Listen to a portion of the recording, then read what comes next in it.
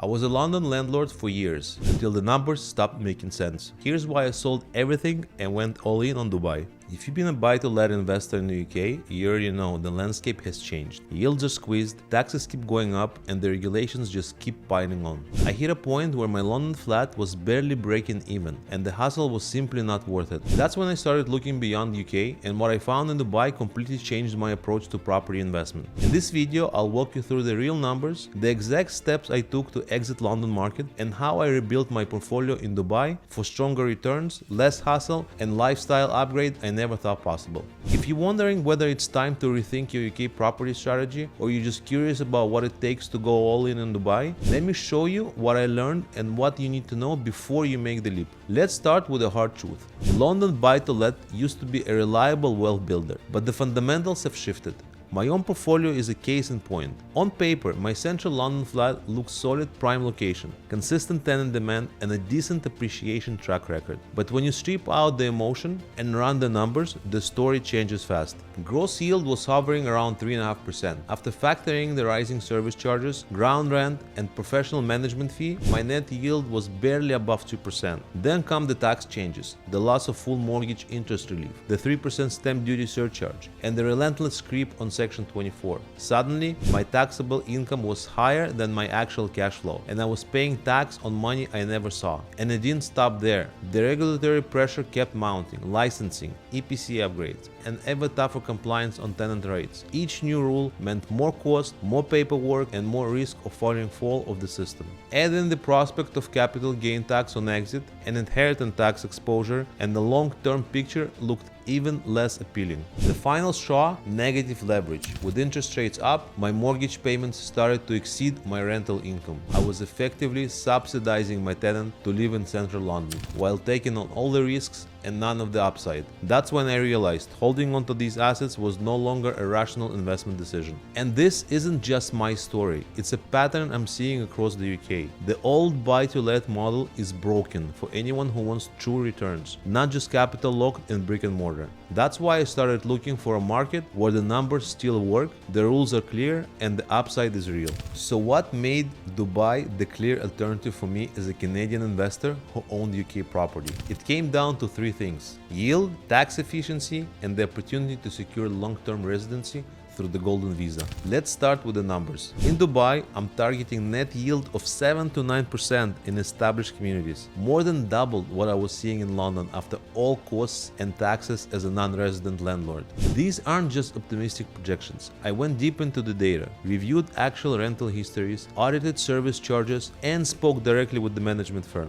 Demand here is robust, driven by growing expat population and a business-friendly environment, which keeps occupancy high and voids minimal. The tax angle is where Dubai truly stands out. As a Canadian investing in the UK, I was always dealing with cross-border tax filings and UK non-resident landlord scheme, plus potential Canadian tax on global income, depending of course on my residence status. In Dubai, there is no local tax on rental income, no capital gain tax on property sales, and no inheritance tax on real estate. Now that's why I've relocated to Dubai. My goal was to formalize UAE residency through Golden Visa by investing at least 2 million dirham in property. Once I met the UAE tax residency requirements, spending the majority of my time here and genuinely severing ties with Canada, I can legitimately earn my Dubai property income entirely tax-free, with no Canadian or UK reporting obligations, provided I'm no longer tax resident in either country, which I am not. The Golden Visa was essential to this plan. While I haven't secured it yet, it's in progress. The 10-year renewable residency gives me long-term certainty, access to local banking, healthcare, and the ability to sponsor my family members.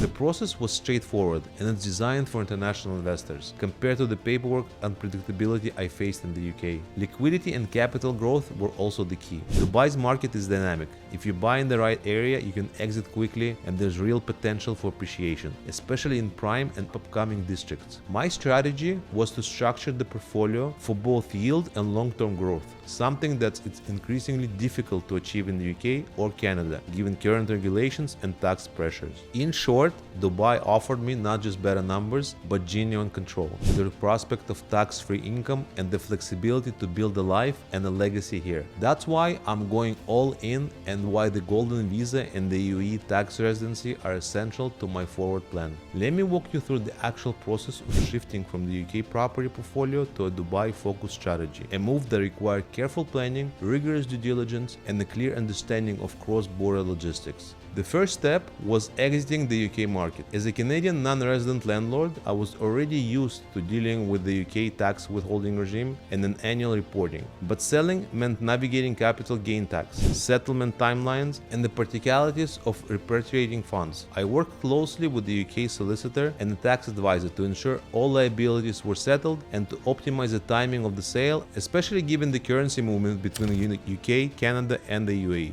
Once the sale completed, I focused on capital transfer. Rather than move everything in one lump sum, I used the currency broker to stagger transfers into AED, locking in favorable rates and minimizing FX risk. This approach also made it easier to demonstrate sources of funds for Dubai anti-money laundering requirements. Next came the Dubai property search. I didn't just pick an area, I shortlisted specific buildings with a proven track record of high occupancy, stable service charges, and strong resale demand. I reviewed audited service charges accounts, spoke with the current owners, and analyzed 3 years of rental and sales data for each building. For off-plan options, I only considered developers with a flawless delivery record and an escrow-protected payment structure. Due diligence was non-negotiable.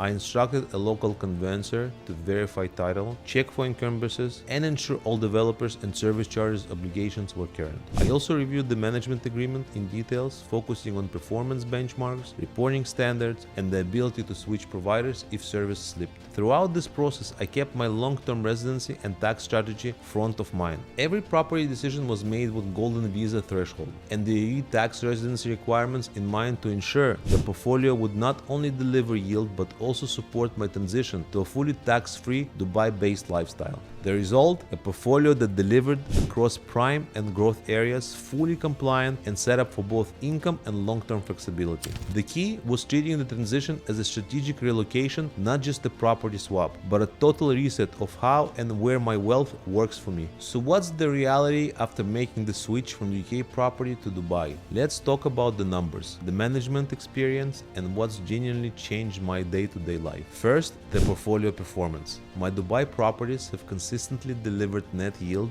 in the 7 to 8% range, even after all service charges, management fees, and maintenance reserves. That's more than double what I was achieving in London, and the cash flow is far more predictable. The rental market here is liquid, with strong demand from expats and professionals, so I haven't faced the prolonged void periods or tenant issues that were increasingly common in the UK. On the management side, the difference is night and day. In Dubai, I work with a professional management company that handles everything: tenant vetting, rent collection, maintenance, and even annual reporting.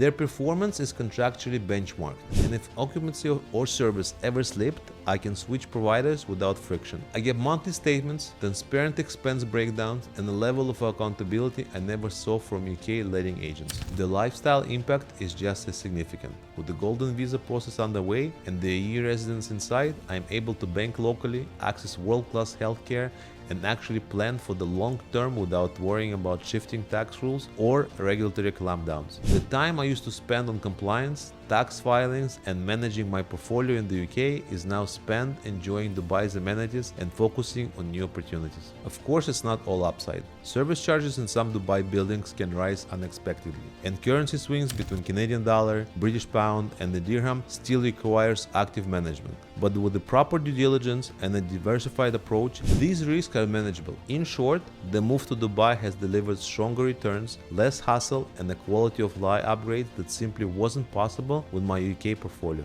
Now that I've made the transition, let's talk about what I have learned. The real risks to watch and who this kind of move is actually right for. Often comes down to detailed service charges. The biggest lesson: don't underestimate the importance of due diligence and ongoing management. In Dubai, the difference between a high-performing assets and a mediocre one often comes down to details: service charge history, building management quality, and the developer's reputation. I've learned to audit service charges accounts annually, benchmark my property management management's performance and keep a close eye on occupancy and rental trends. Passive income here is possible, but only if you treat your portfolio as an active investment. On the risk side, there are a few realities to keep in front of mind. Dubai's market is dynamic, but it's not immune to cycles. Prices can move quickly, especially in off-plan or speculative segments, so I avoid over-leveraging and stick to established communities with proven liquidity. Service charges can rise unexpectedly, and while management standards are generally high,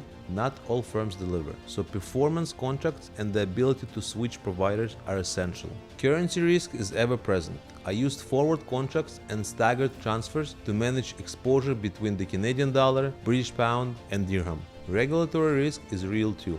Dubai is a pro-investor, but rules around short-term letting, visa eligibility, and property ownership can change. I stay plugged into DLD circulars and legal updates, and I work with advisors who flag material changes before they impact my portfolio or residency status. So who should actually consider this move?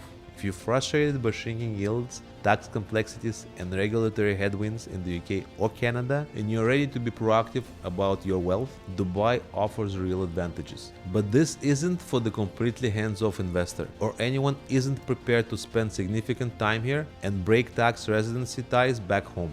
The rewards are real, but so is the need for ongoing oversight and a willingness to adapt. My advice, if you're thinking about making this move, treat it as a strategic relocation of your wealth, not just a property swap. Build your network, do your homework, and be ready to manage your assets with the same discipline you apply to any serious investment portfolio. That's how you turn Dubai property from a headline opportunity into a long-term success. If you're considering making the leap from UK property to Dubai and you want real, actionable answers, not just sales pitches, join me for my next live webinar. We'll go deep on advanced strategies for international investors, everything from due diligence and tax residency to portfolio structure, risk management, and the particular realities of living and investing in Dubai. You'll get case studies, the latest regulatory updates, and a chance to ask your own questions live. Whether you're actively planning your move or just exploring your options, this is your opportunity to get clarity from someone who's made the transition and understands the pitfalls and the potential. Click the link in the description below to reserve your spot. I look forward to seeing you there and helping you build a smarter, more resilient property portfolio in Dubai.